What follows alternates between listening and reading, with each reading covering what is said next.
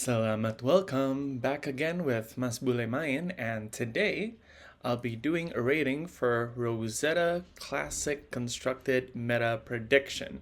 So this is purely based off of my thoughts, my opinion, and my speculations on how the Rosetta heroes will impact the meta and where every hero will find its place within the meta with the addition of 4 new classic constructed heroes and the significant nerfs to a couple of heroes from the ban list.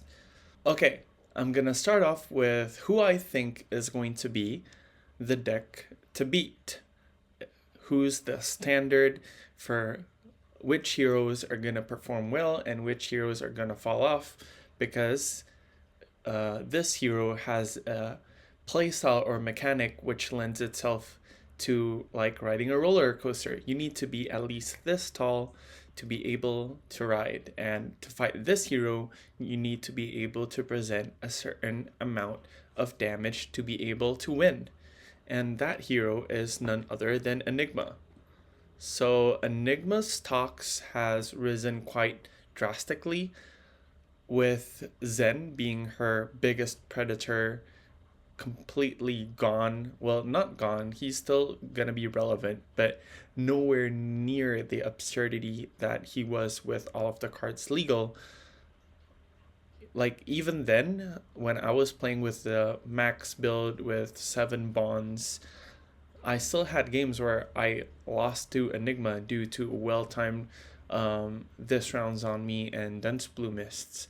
So if she can weather the huge aggro storm that is Zen a certain number of times back when he was full power, no doubt that she will able to handle lesser aggro decks. But I would put her not in S, because she's like the gatekeeper, and the heroes who are able to beat her would be at S. So I think she would be at top of A, because decks who can meet her damage check or present awkward breakpoints or little pings that are very hard to deal with for her to keep her aura will be slightly above her, while every other deck will be, it's gonna be very hard to like have a game or win against Enigma. So I put her at top of A for this reason. Next up is another hero that I think gets boosted during this meta. First of all is Levia. I think Levia will be the premier aggro deck, but because she's a niche hero, and like I don't know why, maybe it's her aesthetics or her weird playstyle with, like, people call it the consistency issues that the deck sometimes folds to itself. That's why a lot of people avoid her. But now with the addition from the it's a main slot card. It's the Call to the Grave, which is not a shadow card and not a brute card, but it's 100% a Levia card. For the detailed explanation why Call to the Grave is really good for a Levia, you can watch Mansant's video rambling about it on why it's very good as the blue that she needs it. But TLDR is that improves the consistency, and Levia's issue was never damage. It was never the damage ceiling that she can do. It was consistency that sometimes she folds to herself. Well, a card that adds consistency to a deck that has had consistency issues, which is not much now compared to way back then before we had the demi hero and whatnot. Well, now Levia is looking like a real contender, pushing out massive damage with tons of fridge. She can run Carrion Husk, Scowling Flashback, so the aggro mirror, you can definitely pivot and just use armor and send back a full grip of cards. And with transforming into Plasma Fet, she can play 5-card hands pretty easily. So yeah, I think she'll be the premier aggro deck in the meta. However, I feel like since there's just this thing about her that makes her won't have that huge of a meta share compared to who I think is the second best aggro deck in the meta. And that second best aggro deck in the meta is KO. So KO has been bit pressured by Zen because in an aggro world, it's very rarely you want to be playing like the second, third, or fourth best aggro hero, especially if it's not close. Well, Zen was the best aggro deck, not close. But now with Levia and KO, they're kind of close, and KO has a lower ceiling but higher consistency than Levia. So I think a lot more people will be going for him and will have a higher representation or meta share percentage by play population. However, I feel like the deck's power, the deck's pikes, are not as good as Levia's. But expect to see a lot of these two in the meta. So that covers the brutes. Oh yeah, one more brute actually is Rhinar. Rhinar also got help. Rhinar got the Splatter Skull, if I'm not mistaken, which lets him have on hits against aggro heroes, makes his intimidates actually useful because Rhinar really struggles against aggro because intimidate basically has no text because aggro heroes don't want to block anyway. The hero ability is basically blank because if you intimidate or not, they're not going to block either way. But now with Splatter Skull making the intimidated card go away, now he actually has more relevant on hits versus aggro decks, and that turns on the intimidate mechanic into a real thing that aggro decks might want to look out for. But compared to the other two brutes, I don't see a Rhinar being a superstar unless the fatiguey blocky meta really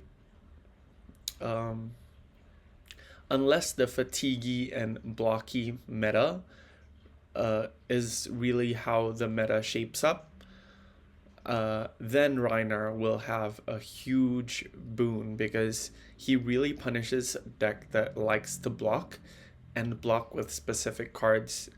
For example, like usually have one or two blues and you have like two reds and you want to keep a blue and a red. If you get intimidated both of your reds or both of your blues and then you want to block with both cards remaining, you either don't have the resources to pay for your attacks or you don't have a good attack to send, which is where he shines.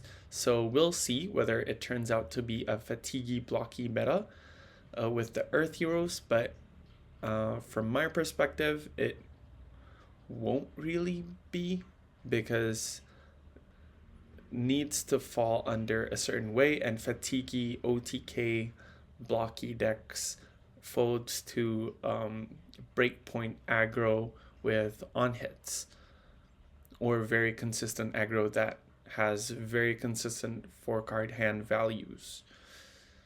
But we'll see, especially with the very strong earth talents, that might be the case. Let's go over to the earth heroes. Oh yeah, I'm going just randomly, no structure or order on which heroes I'm gonna go through next, not by alphabet, not by set. I'm just going off of what I think are gonna be like the main players in the meta, and then the other heroes will be how they perform against those pillars. Next up is Florian.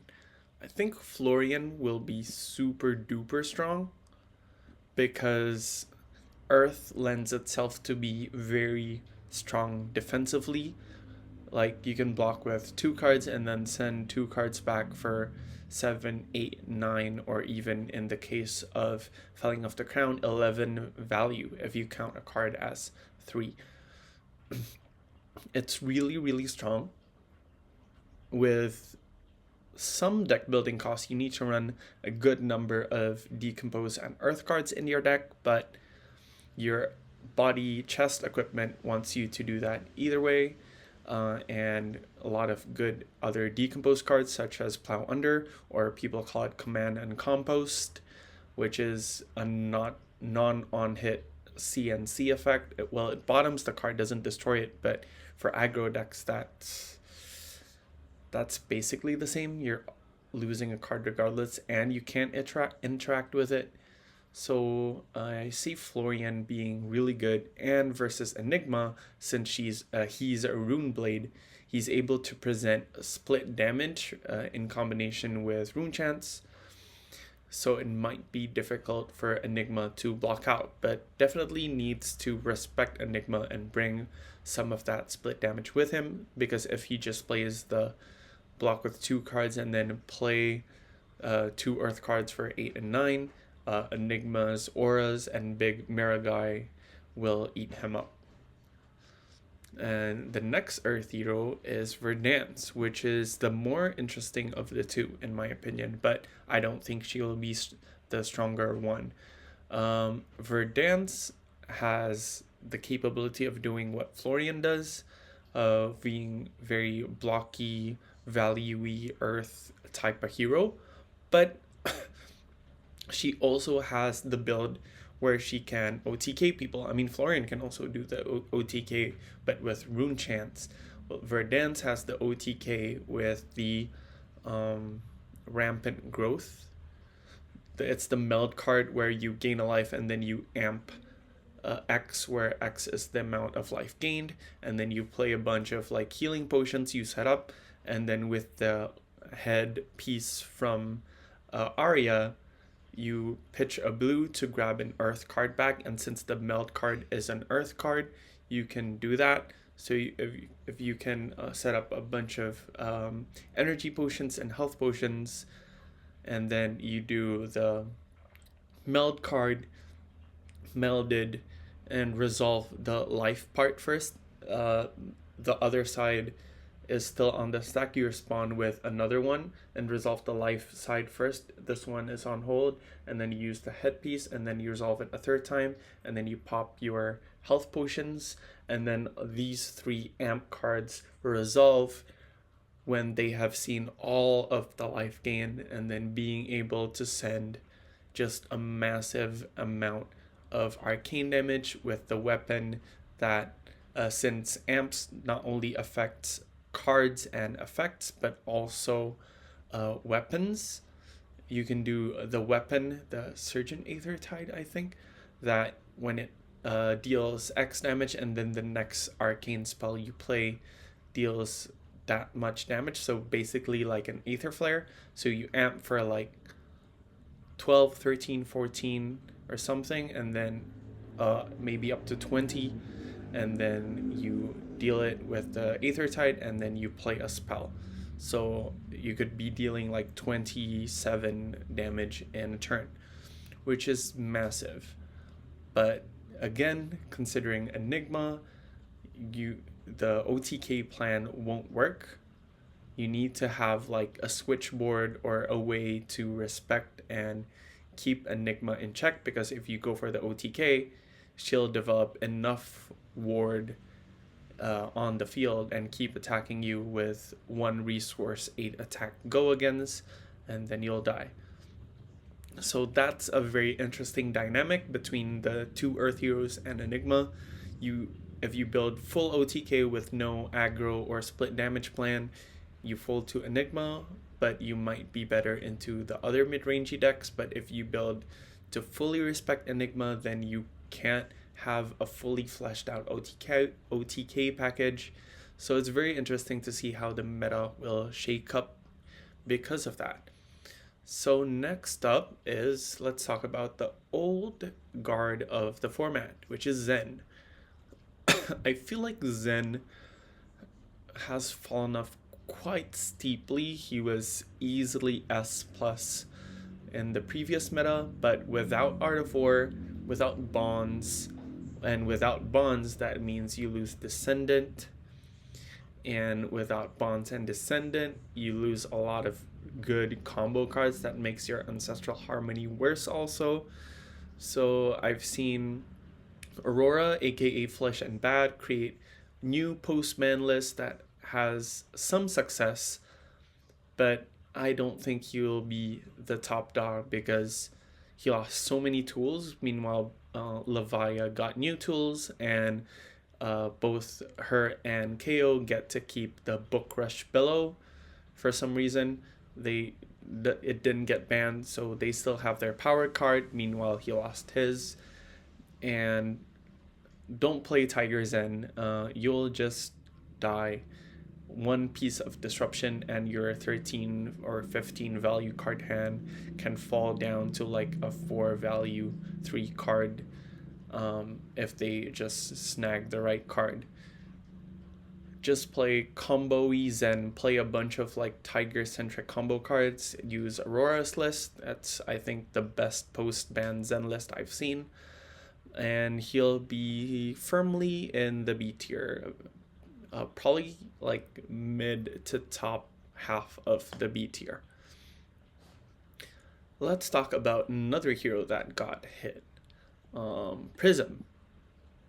So Prism is got hit, the Tome of Divinity, so no more like OTK. Well, you didn't die on that turn, but if you book into ALS plus something and then you flip a Figment, it's really hard for many decks to come back from that position, especially if she can present the loop. Now with Tome of Divinity gone, her spike turns are much worse than before.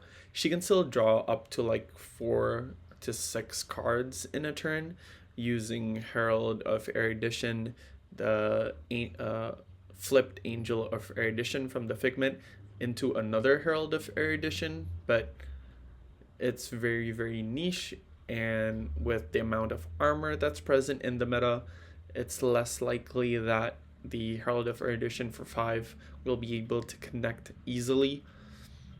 And the worst part is, with Enigma stock rising, Prism just really has a hard time against Enigma. We've seen it a couple of times on streams from international games like Battle Hardens or Callings, where the Prism just got beat 40-0 by Enigma. So yeah, she got hit a lot, not only losing her power card, which helps her against the Guardian or Poppy matchups where they can easily pop her Heralds, but also being her worst matchup got a lot of stocks in the meta. I'd put her at the bottom of B. She still has a ton of power, so I can't put her in C. She still has really good powerful strategies into a lot of other heroes, but yeah, being the 2 brutes and Guardians rising up and Enigma rising up, so a lot more pop based heroes on top with no tome to back it up, it's really difficult, but still very doable. Let's go to Runeblades. Since Runeblades got a ton of toys this set. Previously, like, these 2 purple dudes and dudettes were like hanging around in the D, C, and D tier. Now they're real contenders. I've seen many Viserai lists like just demolishing opponents, especially with the 2 new cards, the 2 new power cards, is the Snuff Out, which lets them pick and choose to the opponent discards a card, and Succumb, where when a Runeblade attack action hits, the opponent they get to pick and choose which card the opponent discards, and it becomes an instant as soon as they deal arcane damage, which means they can cheat on action points, which is very easy to do because this creates a ton of rune chants. And it makes Runeblades has on hits, which has been the main struggle for Viserai, because if it's just damage and they can just race and ignore everything and just send back, it's very easy for more powerful, more damage focused aggro decks to just outrace him. Now with the disruption, you just can't fully ignore them anymore with 6 on hit discard cards. And not only that, he also got a bunch of consistency cards like Swarming Rager or something. It's the 3 go again if you've created an aura and then hit the high notes. So basically consolidating Viscerai to be very, very consistent, less bricky, and with more on hits. I'd put him at top of B. And next up is Vincent. Oh, Vincent got so many toys. Deadwood Dirge, destroying an aura and then creating 3 rune chants with Go again, because previously you had to run like Read the Runes with like shoes, Spellbound Creeper shenanigans. Now you just get to do that with Go again. You don't have to pop your, you don't have to use your shoes to be able to chain multiple Rune Gate attacks in a turn. So she got a huge consistency buff, and she's going to be a real contender because all of her widespread are like on hits, but not really. If the opponent lost life this chain link, which is really easy to do with the 3 rune chants and the attack, and then if they have Go again, they get to threaten the same on hit from the previous thing by another attack plus rune chants. And her split damage and her unpreventable rune chant is very, very good against Enigma. So I expect Vincent to be solidly in the A tier. And the last Runeblade is the newest, Aurora, a hero that I'm gonna play. Because she's the most ninja-y hero, and that is actually relevant right now. And don't talk about Ira, because Ira is not a ninja. Ira is a hybrid between Guardian and Warrior that uses weapons, blocks 2 cards, and sends 2 cards. Plays the value turn cycle, very boring for me. And I like playing going wide, full aggro, go to the face, and Aurora delivers that in spades. And yeah, I'll put her there. Bit below Enigma, but in A tier. Like, I'm a huge believer, so I might be super biased and over evaluating Aurora, but that's my take for her. Pew pew / pew. Next up is let's go for the easy speed round. Heroes that either lost a bunch of toys, had no power whatsoever, and did not get any support, and heroes that just fold to Enigma and doesn't play well into the other S and A tier heroes. Let's do a quick round of that. Boom, boom. I'll shuffle up the order maybe later. So yeah, those 4 really, really struggle, and I'll put, and yeah, those are the 5 heroes who I feel like just didn't gain anything from the meta. Kasai still has some game maybe, but nah, I'll just put her in with no, the ninjas need to be on the bottom, especially Katsu. Yeah, something like that. So those heroes either lost stuff, never had stuff to begin with, didn't gain anything, and just struggles into every single S and A tier heroes. Betsy, surprisingly, will not be here. Betsy is now like mid C. With her spec, it's actually pretty good. Drink under the table, which makes if you wager and it hits, the opponent discards and you draw.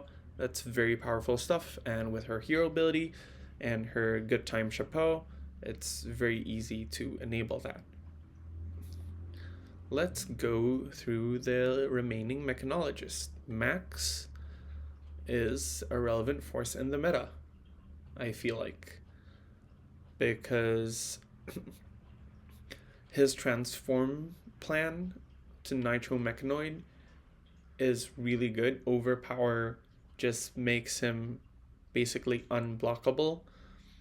so he can consistently leak damage, and with the new mech cards, it's very easy to be a good aggro deck, but you can also set up play with a bunch of items, hyperdrivers and whatnot, and just be fast and be relevant and be hard to block. But the biggest winner of the mechs is Dash. I'd have to put Dash here. This is assuming the Armory deck has been released, because the cards there are nutty. The 0 for 3, if you've cranked, it gets +1, so it's another 0 to 60. And if you boosted it, you can put a counter on a crank item. And the most important thing is the item where you get to draw cards. It's insane. So she basically gets an arsenal every turn for like 2 turns if she played it, as more so if she played it from the top of the deck. And Dash IE. Dash IE is still strong. So, but like the game plan of against Enigma, she's strong, but against the brutes, if they bring a bunch of like the item hate, it's gonna be a bit harder, but I'll still put her at the bottom of A for now. But Dash IO, definitely really, really good. Being able to play items off the top of your deck is a huge boon. And Dash IE, I don't feel like we're gonna see her for long. I think she's gonna LL this PQ season. She's gonna win an event somewhere because she's powerful, and she's at 900 something points, so we're gonna say goodbye to her this PQ season, I feel. Last mech is Teklo. Teklo got new toys, but I don't know how he will fare into Enigma, so I'll put him at top of C for now. Bravo, I'll put Bravo below Betsy right now. Betsy, her ability is basically Bravo's ability, but has +1. Just better, and her spec is actually kind of decent, disrupting like discard and draw. So yeah, they're about the same, but I just like Betsy more. Riptide's very interesting. I'll put him at like there above Zen, because Riptide's really good into the aggro decks. He punishes aggro really hard with his spec traps and target traps, but he struggles into arcane damage because a red line Riptide won't be able to pay for all the rune chants and the arcane damage that is being sent his way by Runeblades and Wizards. But he's a very strong contender and no longer like a meme anymore. Azaela. It's kind of sad I have to put him at like bottom of B right now. So what Azaela's, the builds floating around right now is basically what Aurora is doing, but more explosive but less consistent, and I value consistency more than a high ceiling. If someone cracks a build that is very nutty, or probably even doing something completely different, probably leaning more into the arcane stuff or sigil stuff, then maybe they can break him and be a solid A tier choice. But with the builds running around currently, focusing on Gone in a Flash and just looping it with sigils and Blast to Oblivion, I don't see him being a very consistent threatening force in the meta. Victor, I'd put like mid B, above Zen for sure. He eats up Zens and a bunch of aggro decks for lunch, but still kind of struggles into KO with Cast Bones and Levia with huge spike, like 5 card hand plus Sash Blood Rush Bellow turns. but probably a very real deck still. He has one of the most insane value cycles, being able to draw on block. Azaela. Azaela, probably like bottom of A or top of B. Yeah, I'd put her at top of A right now. Being able to like buff and dominate your arrow against Enigma means you have a good plan into her. Against the brutes, it's kind of 50-50, maybe brute favored, but she has relevant arrows that she can pick if the meta has narrowed down. For example, if brutes and like victors are on top, she can bring fatigue shots to like really neuter their damage. Or if the hero ability is relevant, you can bring in more sleep darts. So yeah, I'll put her solidly as a great choice to play at top of B. Now, Dorinthia is similar to Kasai, but at least she has Chorus of Iron Song, so I have to put her in C. Kano lost his books, and Levia and KO present too much damage and enough AB and Spell Void to spell trouble. Enigma's was very doable with the pitch stack game plan. Now you no longer have the pitch stack game plan, which makes the matchup a lot more difficult, especially at higher tiers. For armories, like your local Enigma might not be as good, so you can definitely steal games off of her, but now the matchup's kind of rough, and the aggro decks are super fast and deal split or breakpoint damage that is very hard to like block 3 with and just not leak and die. And like for example Aurora, she is a consistent aggro deck that can present AB3 Spell Void 3 into Kano, and that spells disaster without the books to like high roll. So I put him in C right now, but still realer decks than Betsy and Bravo, but I don't know. I'll give Teklo the benefit of the doubt right now because of the new card where he has AB from the beginning, the adaptive plating that can be evoed, which is huge, which means he can have AB from the get-go compared to previously where he had 0 AB and had to find the card and play it to have AB. Next is Nu, the former like dominant force in the meta, the main predator of Zen and other aggro decks. With Zen stocks going down, the predator stocks also go down, and with Enigma going up, that's another hit against Nu. But since the deck's very good, very consistent, I can't put her like below A. I even put her on top of those two mechs because when she disrupts a hand very, very consistently, there are some decks that just get punished super hard with her tricksy game plan. If you've never played into Nu before, I recommend getting some reps in because be prepared to do that. But whenever she faces Enigma, it's gonna be very tricky because it's hard for her to get through the wards and deal damage and do on hits without grabbing the unpreventable stealth cards first. Azuri, in a similar fashion, I think will struggle more into Enigma versus Nu because Nu has reactions that can pump her attacks. Meanwhile, Azuri usually relies on shreds and just swapping like a 2-power thing for a 6-power thing. And when you're presented with good blocks and defense reactions, the ceiling of damage that can be presented by Azuri loses a lot of its luster. So I'll have to put her under Viserai for now as a solid B tier choice. And lastly, Bolton.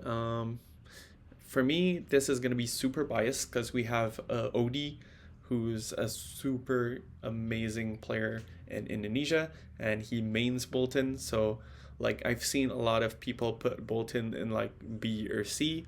I can't put him lower than like a B plus because OD exists and he just is insane on the hero. But I don't know. He didn't really gain any new toys other than from the armory decks, and Dense Blue Mist and Stonewall Gauntlet kind of wrecks him, but those two might see less play. And against brutes, maybe with the new armor he can like block and charge and like go for the OTK double triple Lumina turn instead of the full aggro Raiden. And having those two differing game plans really mess up a lot of people sideboarding against you, so that's another thing to consider. Let's see from top to bottom if we want to swap out anything. I like the order. Probably put Florian there, as every Florian I faced is really tanky, really hard to deal with. The Earth Chess Piece is double Carrion Husk in terms of value, assuming you have Florian ability on and block with 2 non-attack actions during each embodiment. That's like 11 point value compared to Carrion Husk 6. And anything I want to swap from the A tier? Yeah, Vincent on top of Enigma, on top of Aurora. Yeah, this looks fine. Top of B. I don't know, I'll put Viserai on top of Azaela right now, because the consistency he gained and the on hits is just amazing. Although Azaela did get new toys as well, he can play the aim counter build much better now with the help from the cards from the armory decks. The new arm piece that is Bullseye Bracers but with a block and aim counter instead of the Bullseye with the AB. And yeah, looks pretty good. Probably put Rhinar a bit lower, even though Prism lost a bunch of cards. Rhinar will struggle still against aggro decks, even with the support of the new card. Maybe potentially, I haven't played against a Rhinar. This is speculation. The C and D tier looks pretty good to me. Yeah, I'd put the 2 ninjas below Arachne for now, losing just basically his entire kit. As Katsu, like someone said, LSS opened up so much design space in Katsu, he basically has an empty room. So nothing to play with there. Fi was already struggling, and losing his power card in Art of War does not help. So yeah, this will be my Rosetta tier list prediction. So let me know what you guys think. If you have any opinions, for example, if you think Bolton should be higher or like Florian should be lower, do let me know down in the comments down below, and please include the reason why. I'd love to see what you guys think about this with the reasoning behind it. And that's it for today's video. Don't forget to like and subscribe. That is the best free way you can support me to provide more flesh and blood content right into your YouTube video feed. That's it for today, and as always, sampai goodbye.